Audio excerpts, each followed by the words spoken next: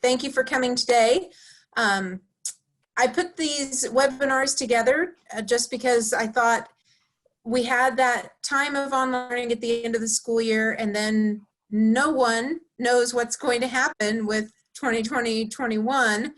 And since we don't know what could happen, maybe we could learn a little bit about what we did at the end of the year and see if we can brainstorm and come up with some ideas that might work for next school year, just in case we are back into the online world once again for some amount of time during the school year. So many unknowns. So our presenter today is Frances Williams, and she is an art teacher with Piedmont Public Schools for 21 years, and she started the art program at Piedmont Elementary, and then she was at the middle school up until May, and now she'll be moving into the high school this fall, so a little bit of a change. And she has a bachelor's degree from Oklahoma State with a concentration in studio arts and a master's in art from the University of Central Oklahoma. And she is a passionate advocate for arts education and is a board member of the Oklahoma Art Education Association, and she's immediate past president of that organization. And she's also on the Alliance for Arts Education Association board. She enjoys producing art in many different mediums and thrives on learning new processes and techniques. A favorite approach of hers to art is taking a line on a walk and discovering a new place. She enjoys teaching and getting people excited about art, believing everyone has something they can learn through the art making process. So Frances will take it away. At the end of our time, we will have lots of space for questions, so jot those down as she's going along, and we will have some good discussion at the end. So Frances. Hey, hello everyone. How are you doing? I've got these slides put together. This is kind of the way that I operated my distance learning that we got thrown into. I don't do a lot of technology in my classroom, so I've been learning a lot about saving pictures and finding resources. What you see on this page are just the various, student examples that we did during our distance learning. I'll just tell you real quick what each one of them are. This is an arrangement design where they used anything. This is a choice, whatever they wanted to do. I think it came actually from his 5 challenges, but I don't think it was one of the challenges. And then this one is one of the challenges. And we did a challenge where you did 5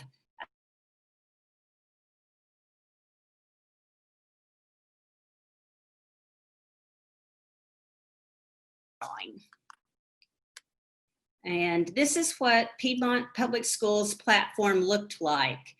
It's telling me my internet connection's a little unstable, so I hope I don't break up too bad.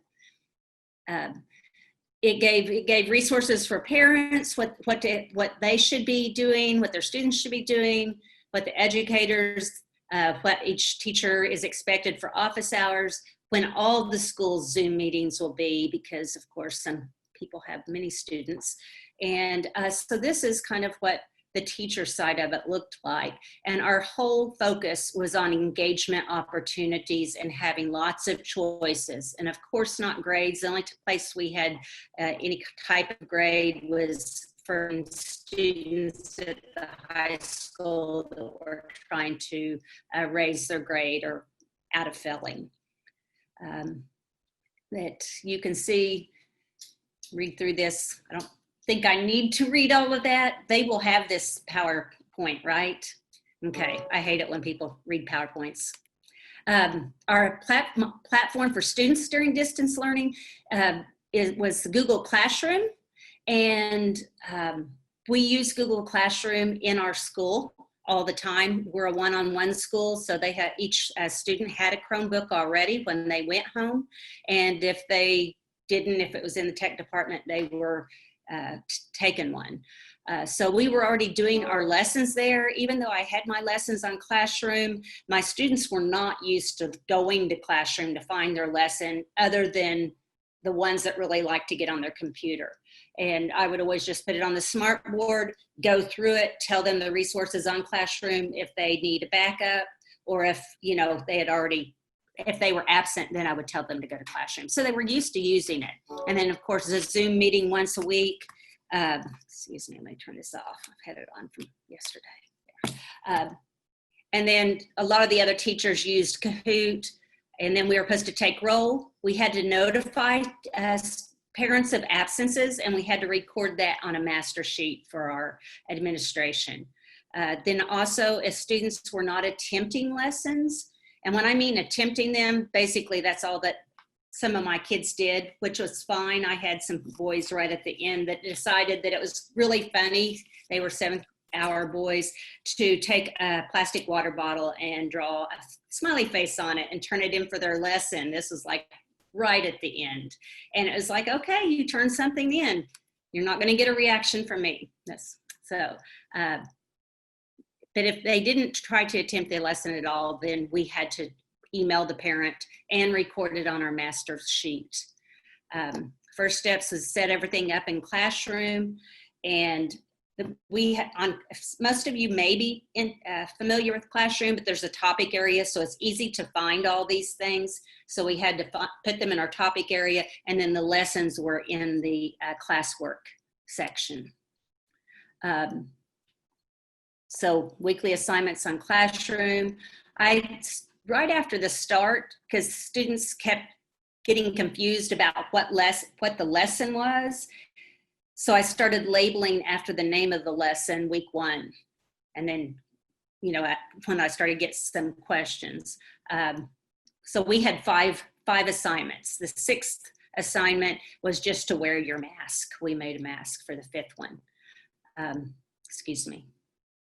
I'm not used to doing it on here. And then to clear the page, because a lot of parents were not used to looking at Google Classroom.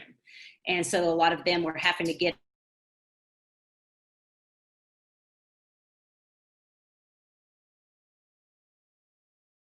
really fluid.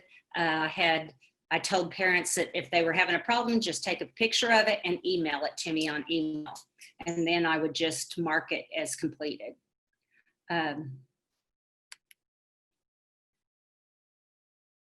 Resources that I found really, really helpful. The main resource was online art teachers. And I have a slide with that Facebook page. They also have a Google link for lessons, or you can go into their file section. There's about, I don't know, maybe 300 lessons on there that people have put on there. And this is started back in April, I believe. And it's a great resource. And then I bookmarked any lesson or idea when I came across it, because a lot of times in the discussion, there would be some really good ideas or resources. And so I would just mark that person as a bookmark. And then I started thinking, well, I remember seeing this, I could go and look for that. I already had a Middle School of Piedmont Art Room Facebook page, which was really successful.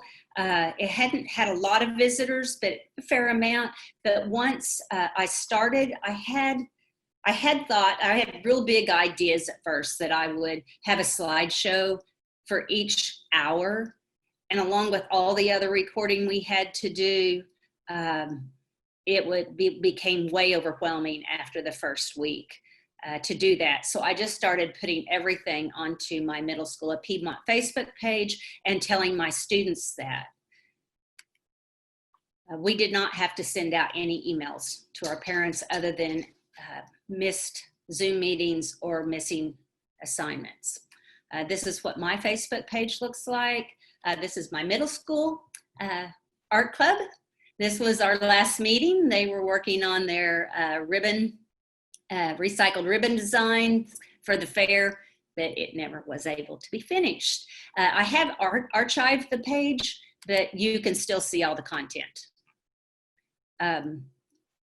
So like I said earlier, didn't say that one, but I started out thinking I'd have a different lesson for Art 1. I have 3 Art 1 classes and I have 3 Art 2 classes. And I thought I would have a different lesson for each one, just like I do in the classroom.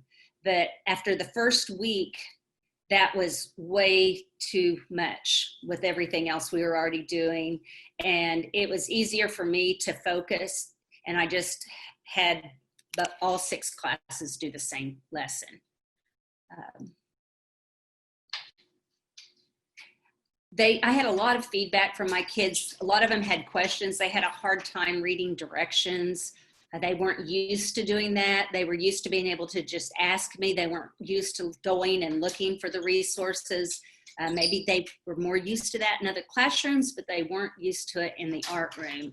And plus, my Art 1 kids had only been in art for 9 weeks. And some of them, it was well, almost all of them, it was the first time I had ever had them in art.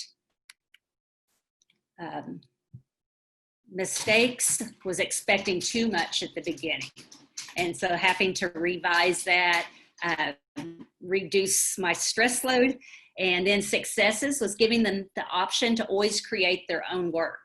I added that in when they really started getting freaked out about trying to follow the directions. They, you know, even though it really wasn't new work, it wasn't exactly the same perspective lesson that we had done the last couple semesters in the Art 2 classes.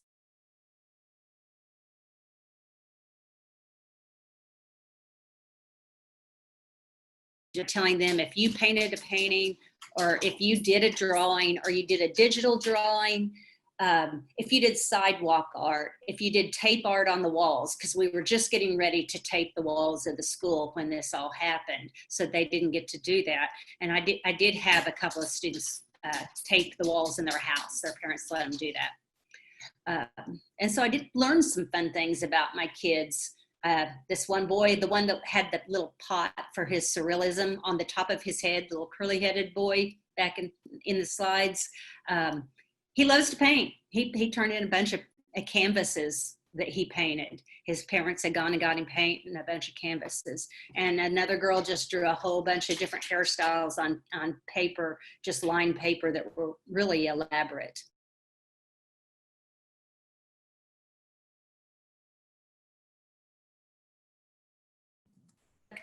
The parents could go and share their work on there. So they would share their kids doing sidewalk chalk out in their driveway.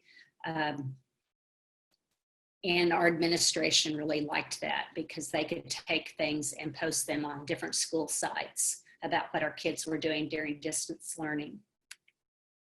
This is the online art teacher page, K through 12. It's a wonderful page. If you're not a big Facebook user, but you do have a Facebook page, I would encourage you to go to this page. It's a great, great resource. This is what my Google Classroom looks like in the assignment area. So this is this was the arrangement design, where they could take different materials and arrange them. This class had 28 kids, and there was only 2 of them that didn't do the assignment, which I thought that was really nice. And if you've never been on Google Classroom, it's really nice that you can see the students' artwork right here, if they've turned it in or not. Let's see, let me get to my next, so I can know them. Then the next one is just examples of student work, and it was by their choice. There's a tape drawing, a digital drawing, and then a student that loves to draw on lined paper. I keep trying to give them a sketchbook. And then here's some more examples of our assignments.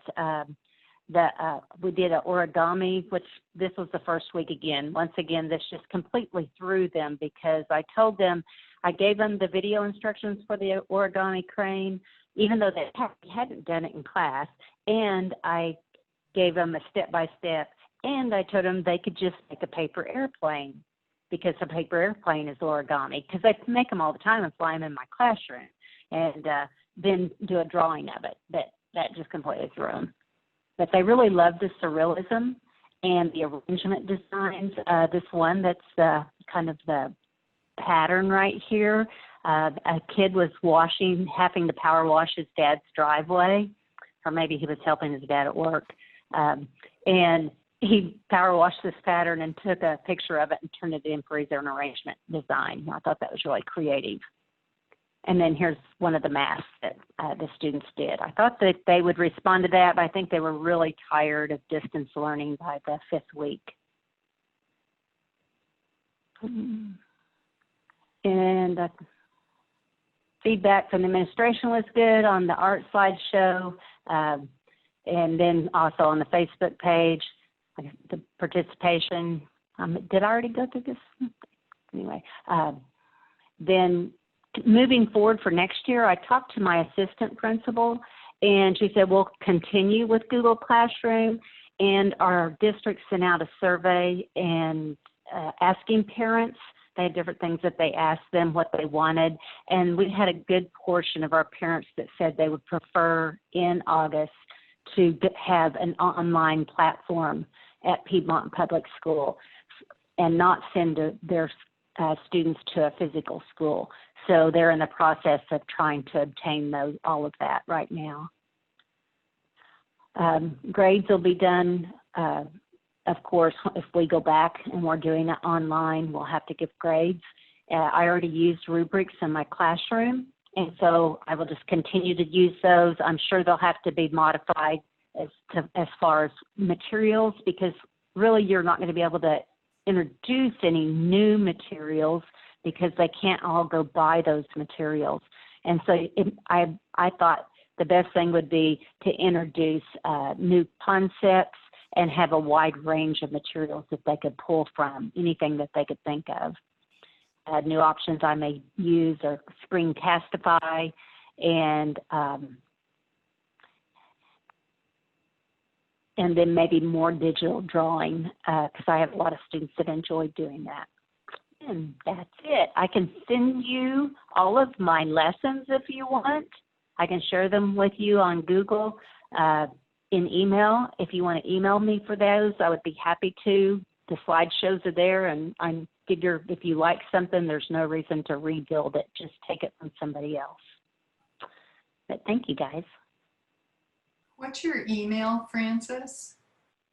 It's on that last slide. It's Frances, Oh, I see F-R-A-N-C. it. I'm sorry. I'm Yeah, looking right at and it. just make sure that when you write Frances, you put an E in it. The E is for a female version of Frances. The I is for the Yes. male version. And so a lot of people will put the I in just because that's what you see as far as Frances Scott Key and all that. Pope Francis.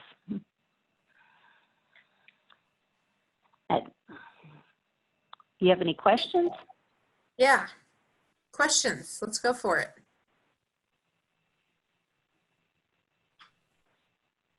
Melody, you were asking about what tape she used. Yeah, Frances, I thought I might call you later. Hey, this is Melody. Hey, Melody.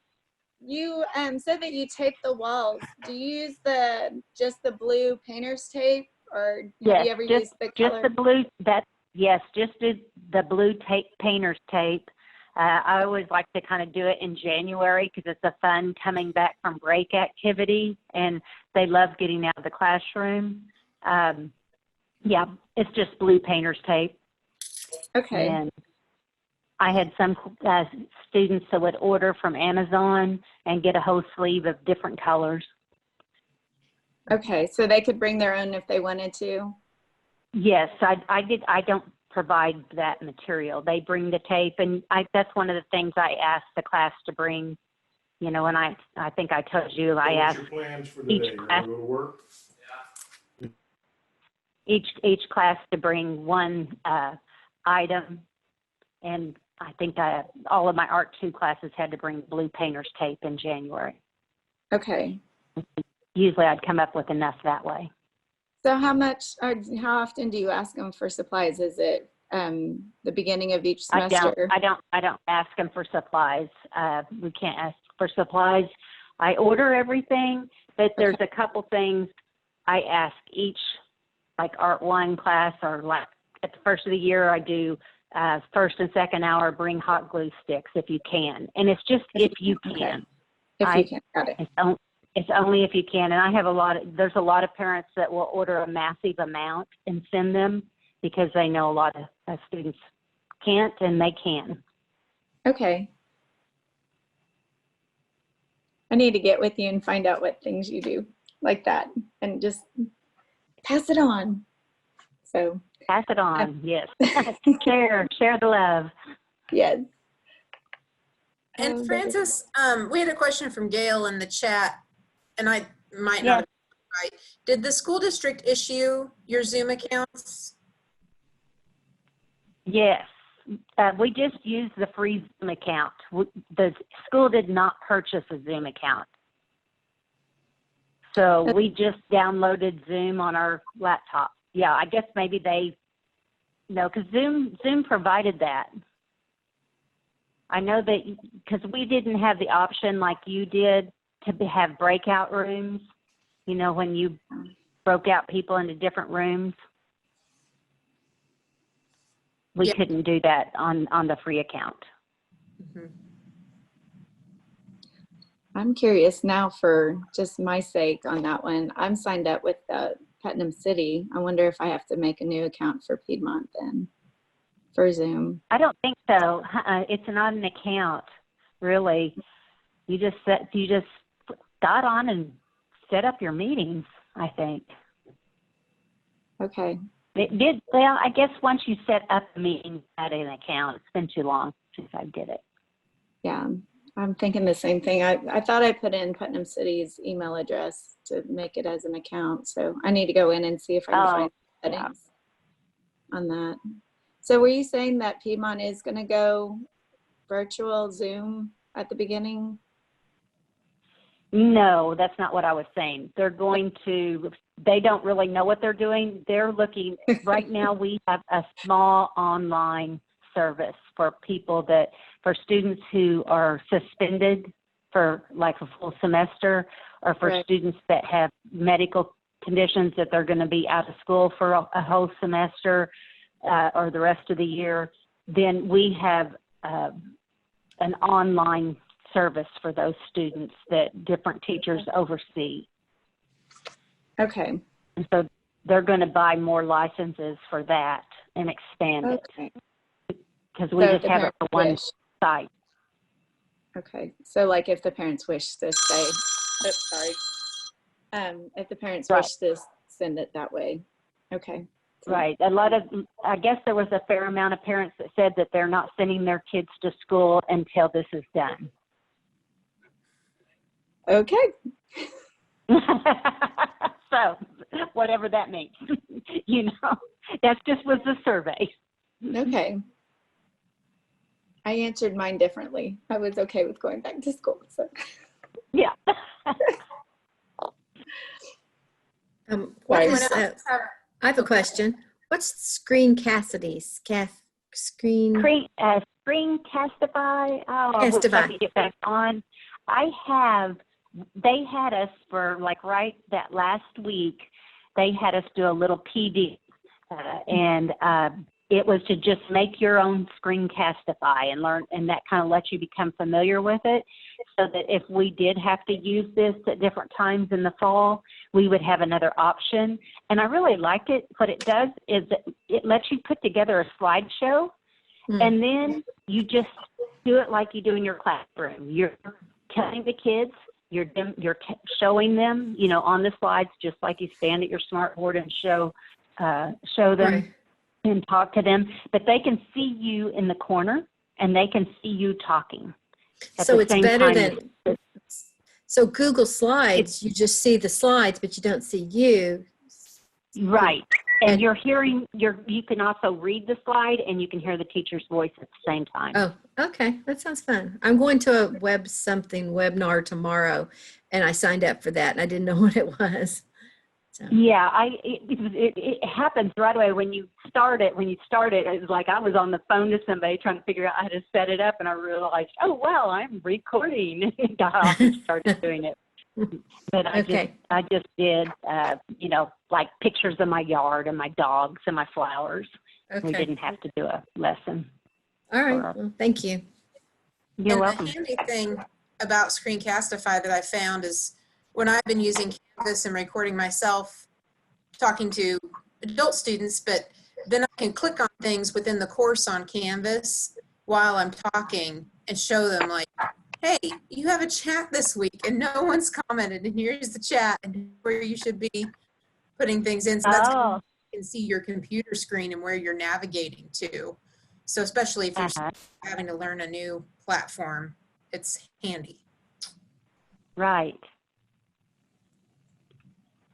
And they're still going to be using that because I was in a meeting yesterday and they did say that to get familiar with it. So. Oh, is that in Putnam City Schools? No, and I was talking to admin in Piedmont. Oh, okay.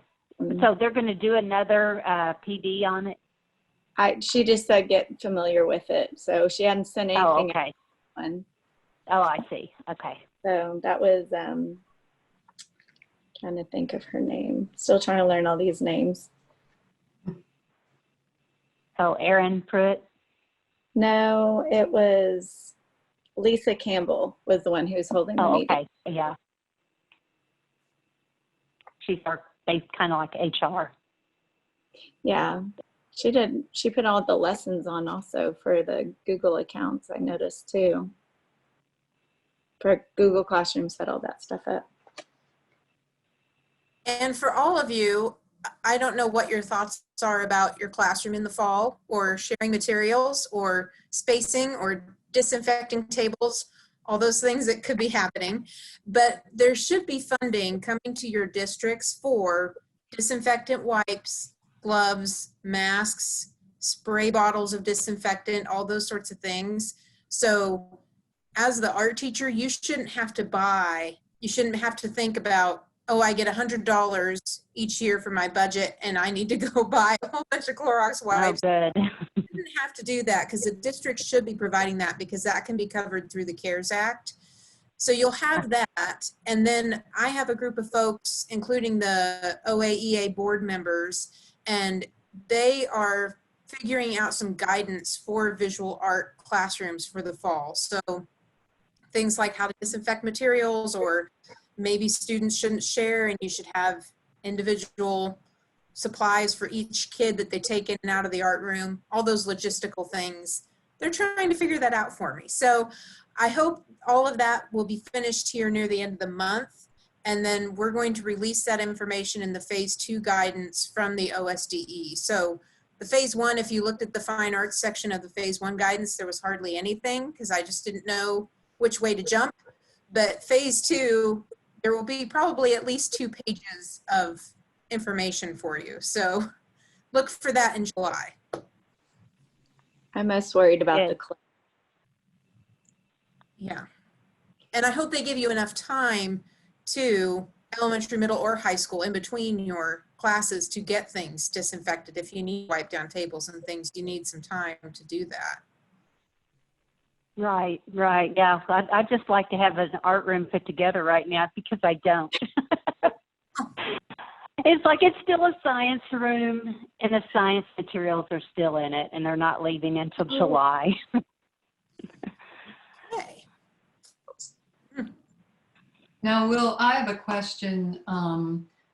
Would the state, I'm assuming they will not provide any funding for extra supplies if some districts are, or I don't know, schools may make the decision about providing kits and putting kits together for each art student. I assume the state would not provide the money for extra supplies to do that, because I've got plenty of supplies for 30 students at a time. So putting kits together would involve more purchases. Do you know Yeah. how that's going, Elizabeth? And the CARES Act funding could go to that, because it's not your typical operating procedures.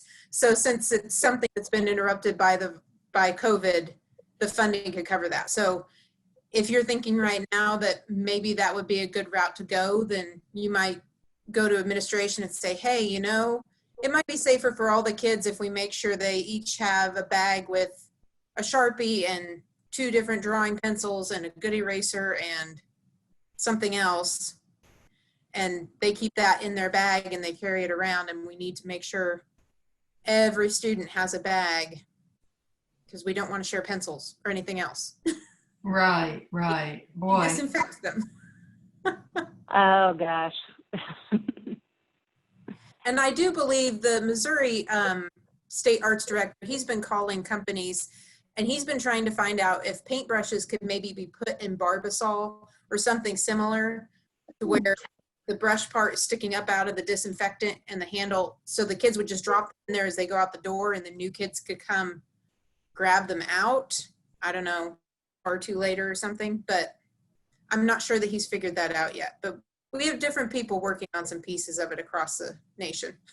I mean, if they're washing their paintbrush with soap and water, they should be good, right? Yes, but some art rooms don't have sinks. Ah, okay. So they're just putting it in a cup and walking away or something.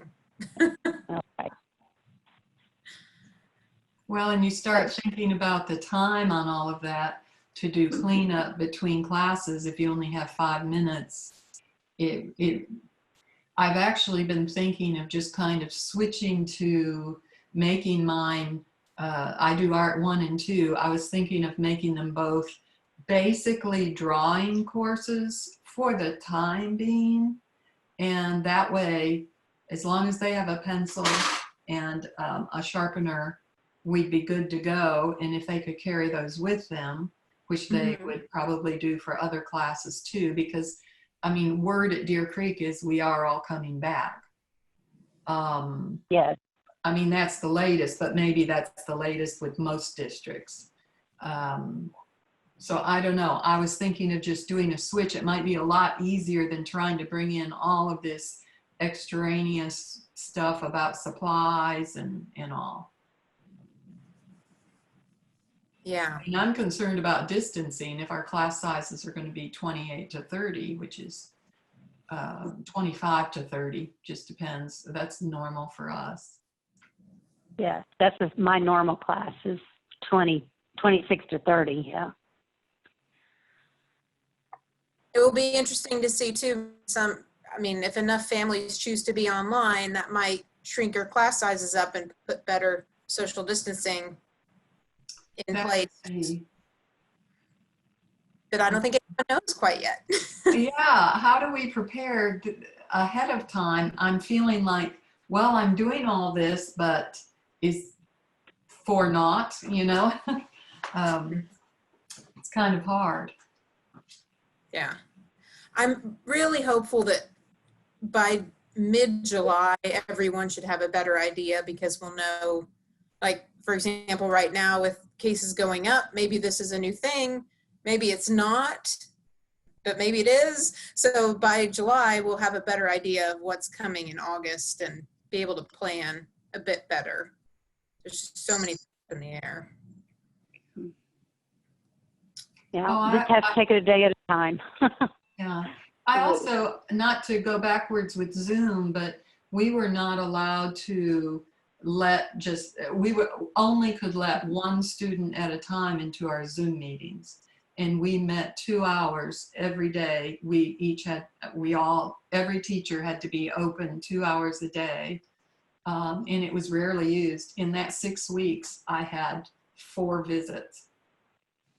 So, but we could only, I'm thinking this time around when we're actually doing grades and all, I can't imagine just allowing one person. I don't know how that will all work. That's strange that your district only allowed that, because we had to do each of our classes and all the kids were on there. Yeah, for safety is what we were told. Well, Putnam City discouraged Zoom very much and didn't want you to get on if you didn't have to. And just Piedmont was amazing on how everything went, because with my kids versus Putnam City, I was blown away by what Piedmont was doing. You were very much engaged.